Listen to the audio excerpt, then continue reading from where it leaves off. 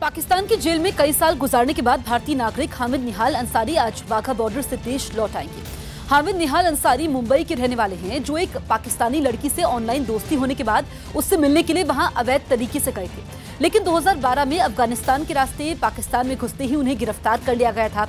पाकिस्तान की सैन्य अदालत में हामिद पर फर्जी पाकिस्तानी पहचान पत्र रखने और जासूसी का केस चला और दिसंबर 2015 में उन्हें 3 साल कैद की सजा सुनाई गई, जिसके बाद वो पेशावर जेल में बंद थे।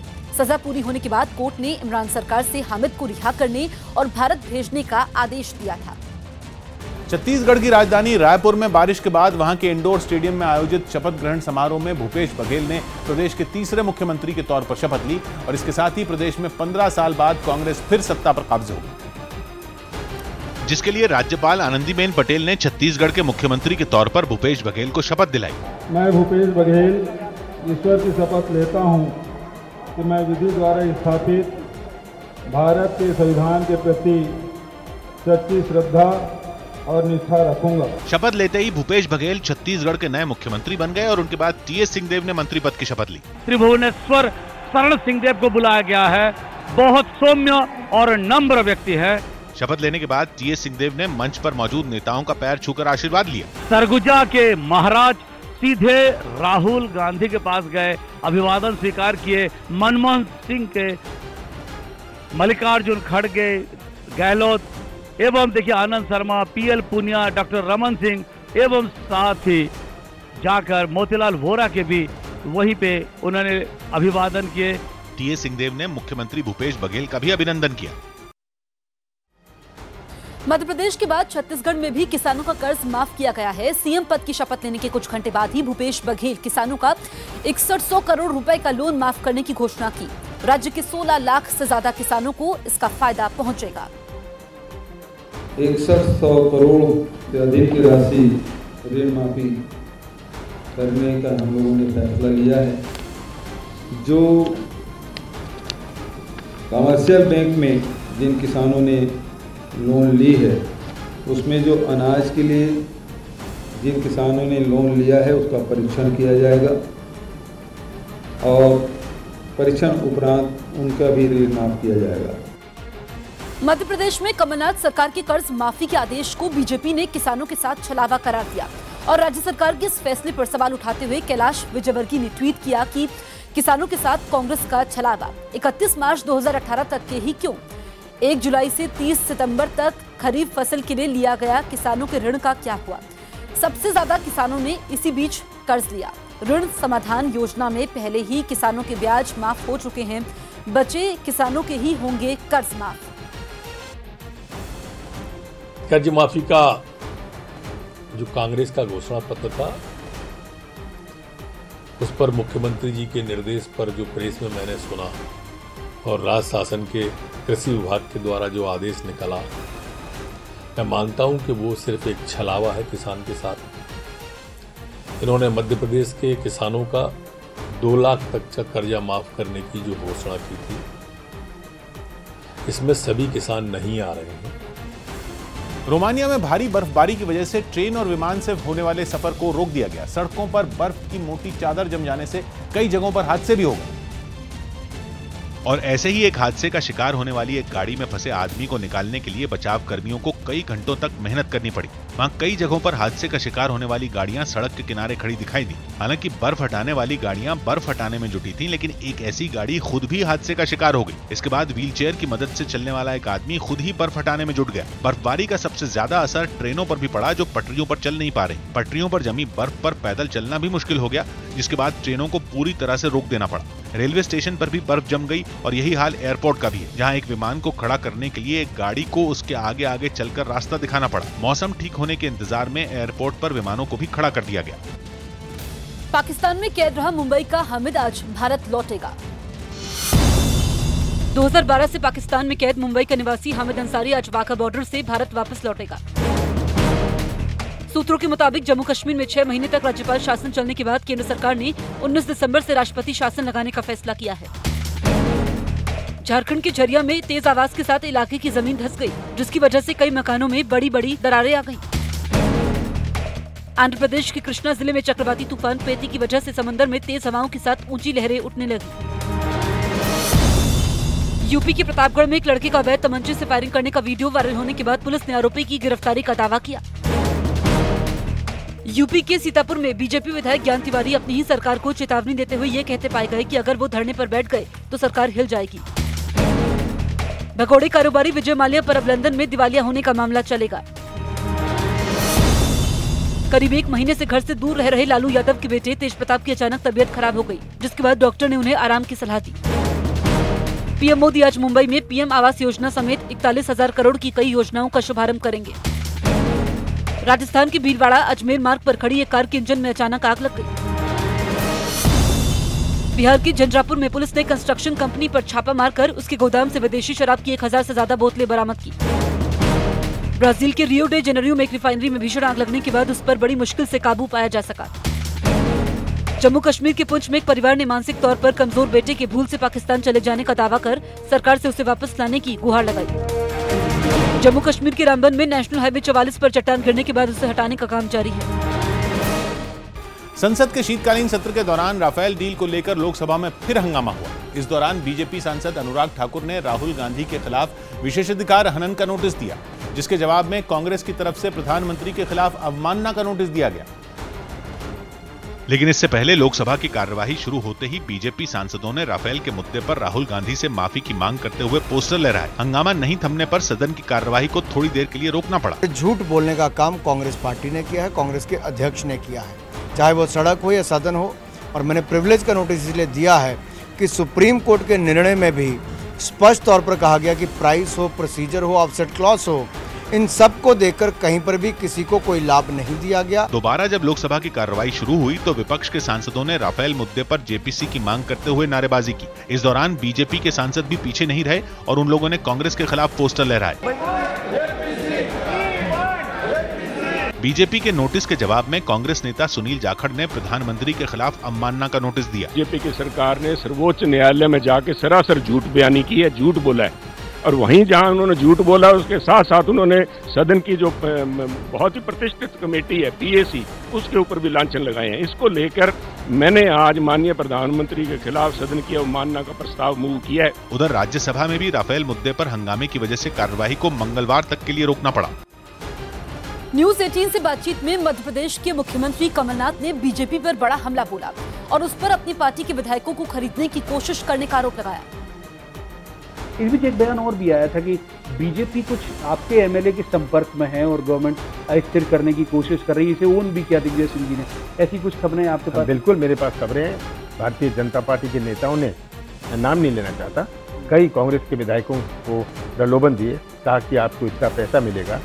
वो जो स्वतंत्र हैं, जो बीएसपी के हैं, जो समाजवादी के हैं, अभी मुझे 15 मिनट पहले बाहर खड़े हुए बता रहे थे कि आज भी ये प्रेशर आ रहा है हमारे। तो लेकिन आप कॉन्फिडेंट है कि ये नहीं जाएंगे कहीं? आप देखिए, अंत में ये सब समझदार हैं, ये सब मध्य प्रदेश के भविष्य को सुरक्षित रखना चाहते हैं और ये बीजेपी की ये इस प्रकार की राजनीति उन्हें शोभा नहीं देती। बीजेपी ने जो गोवा में किया वो सोचते थे मध्य प्रदेश गोवा है, गोवा में उन्होंने इस प्रकार का छोड़ने की कोशिश करी। तो मध्य प्रदेश गोवा नहीं है। मध्य प्रदेश के लोग, मध्य प्रदेश की जनता सरल स्वभाव की है, भोली भाली है, गरीब है, पर मूर्ख नहीं है। उन्होंने एहसास किया कि उन्हें ठगा गया। राजस्थान के चुरू के रहने वाले शहीद जवान किशन सिंह का पूरा सैनिक सम्मान के साथ अंतिम संस्कार किया गया। वो जम्मू कश्मीर के पुलवामा में सुरक्षा बल और आतंकवादियों के बीच हुई एक मुठभेड़ में शहीद हो गए, जिसके बाद फूलों से सजे एक ट्रक में उनके पार्थिव शरीर को चुरू में उनके पैतृक गांव लाया गया, जहां शहीद जवान किशन सिंह को श्रद्धांजलि देने के लिए लोगों की भीड़ जमा हो गई। लोग हाथों में तिरंगा झंडा और पोस्टर लेकर अंतिम यात्रा में शामिल हुए।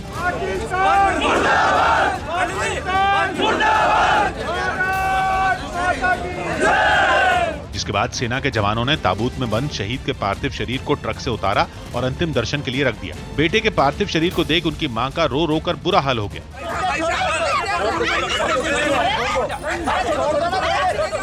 वहीं शहीद किशन सिंह की पत्नी भी अपने पति के पार्थिव शरीर को देख बिलखने लगी।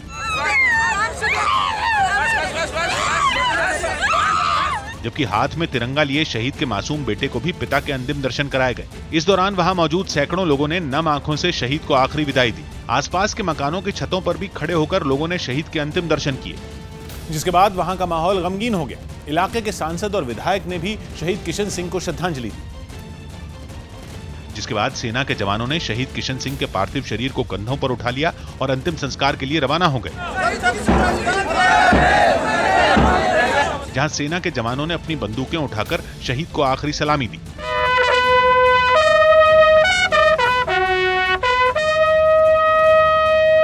इस बीच शहीद किशन सिंह की अंतिम यात्रा में शामिल होने पहुंचे लोगों ने दुख जताया। देश की सीमा के ऊपर 3 आतंकवादियों को ढेर करने के बाद उनकी शहादत हुई है। हमें उनके ऊपर बहुत गर्व है। जिसके बाद पूरे सम्मान और किशन सिंह अमर रहे के नारों के बीच शहीद के बेटे ने पिता का अंतिम संस्कार कर दिया। राजस्थान के भीलवाड़ा में एक मॉल के बाहर खड़ी कार में अचानक आग लग गई। आग कार के इंजन वाले हिस्से से भड़की। देखते ही देखते कार से आग की लपटें निकलने लगी। कार में बैठे लड़के ने वक्त रहते बाहर निकलकर जान बचाई। घटना की जानकारी मिलने पर पहुंची दमकल की टीम आग बुझाने में जुटी।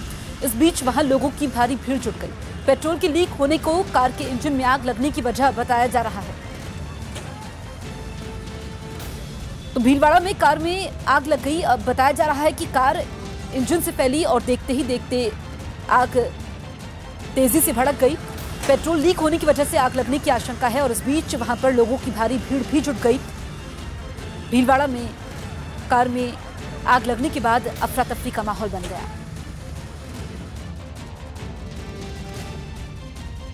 सरकार ने 3 तलाक बिल लोकसभा में पेश कर दिया। कुछ महीनों पहले 3 तलाक पर अध्यादेश लाने वाली मोदी सरकार ने लोकसभा में फिर बिल पेश किया। देश के हित में है, संवैधानिक है और जो पीड़ित हमारी मुस्लिम समाज की महिलाएं हैं उनकी चिंता करने के लिए बिल है। इसलिए जो पूरी आपत्ति है वो आपत्ति बिल्कुल बेबुनियाद है। मैं आपसे आग्रह करूंगा मुझे अनुमति दे इस बिल को इंट्रोड्यूस करने के लिए। कांग्रेस ने लोकसभा में पेश हुए 3 तलाक बिल का विरोध करते हुए उसे अपराध मानने से इनकार कर दिया। कि आप एक सिविल ऑफेंस को लेकर क्रिमिनलाइज कर रहे हैं, रिलीजन के बेसिस पे आप कुछ कर रहे हैं।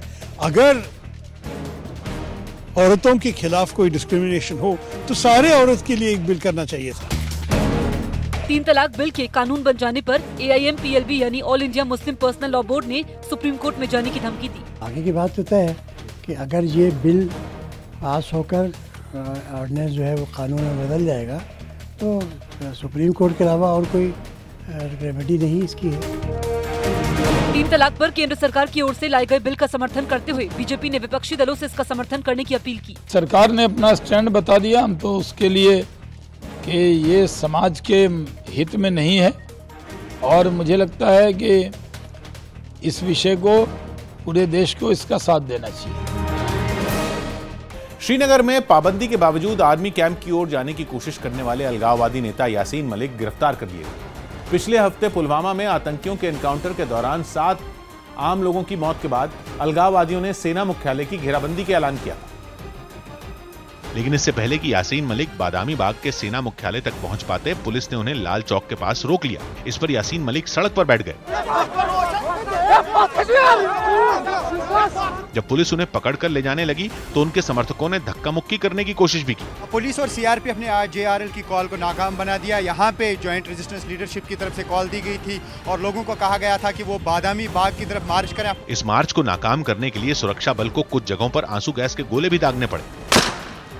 हालांकि एहतियात के तहत श्रीनगर के कुछ हिस्से और पुलवामा में कई तरह की पाबंदियां लगा दी गई थी। मार्च को ज्यादा लोगों का समर्थन भी नहीं मिला, जिससे घाटी में तनाव फैलाने की अलगाववादियों की बड़ी साजिश नाकाम हो गई, जिसकी बौखलाहट पाकिस्तान में भी दिखाई दी। लाहौर में हुई एक जनसभा में आतंकी सरगना हाफिज सईद और उसके साथियों ने भारत के खिलाफ जमकर जहर उगला और उन्हें जिस तरह खुलेआम जनसभा करने की इजाजत दी गई, उससे साफ है कि इमरान ने सत्ता में आते ही आतंकियों को भारत के खिलाफ साजिश रचने की खुली छूट दे दी। हाफिज ने आतंकियों को कश्मीर में आतंक फैलाने के लिए ही नहीं उकसाया, बल्कि भारत को बदनाम करने के लिए इमरान सरकार से भी कदम उठाने की मांग की। सब मिलकर इस वक्त मसले को यूनाइटेड नेशन में लेके जाएं और फिर इंडिया को मजबूर किया जाए और इस तहरीक का आगाज पाकिस्तान से होना चाहिए। लाहौर में हुई रैली में हाफिज सईद और उसके साथियों ने हैदराबाद में भी भारत के खिलाफ जंग छेड़ने का दम भरा, जिससे साफ है कि कश्मीर को सुलगाने की कोशिशें नाकाम होने के बाद इमरान सरकार पर आतंकियों और कट्टरपंथियों का दबाव बढ़ गया।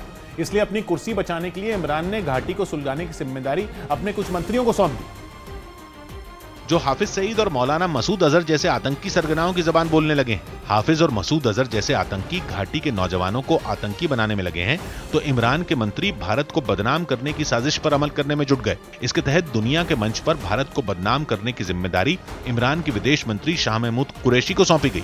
मैंने एक खत लिखा है, अभी साइन किया है अक़वाम मुत्तहिदा के सेक्रेटरी जनरल के नाम। मैंने दूसरा खत लिखा है ह्यूमन राइट्स कमिश्नर, और तीसरा खत मैंने सेक्रेटरी जनरल ओआईसी को लिखा है। ओआईसी की सेक्रेटरी जनरल से टेलीफोन पर बात हुई तो उन्होंने कहा मुझे तफसीलात भेज दो। विदेशी मंच पर भारत को बदनाम करने का मोर्चा शाह महमूद कुरैशी ने संभाला तो पाकिस्तान में आतंकियों का हौसला बढ़ाने की कमान पाकिस्तान के गृह मंत्री शहरयार अफरीदी ने संभाली। उनका एक वीडियो आया है जिसमें वो अंतर्राष्ट्रीय आतंकी हाफिज सईद को खुलेआम सुरक्षा देने का वादा करते सुने गए। जब तक हम असेंबली में और तहरीक इंसाफ है, हाफिज सईद साहब को तो छोड़े, जो पाकिस्तान के लिए कलमा हक का साथ देगा हम उसका साथ देंगे। बताया जा रहा है कि पाकिस्तान में बैठे आतंक के आका कश्मीर में अपनी खोई जमीन वापस पाने के लिए बेचैन है। सेना और कट्टरपंथियों के दबाव की वजह से अपनी कुर्सी बचाने के लिए इमरान खान आतंकियों का साथ देने के लिए मजबूर है। इसीलिए इमरान ने आतंकियों और मंत्रियों की टीम बनाकर भारत के खिलाफ जहर फैलाना शुरू कर दिया।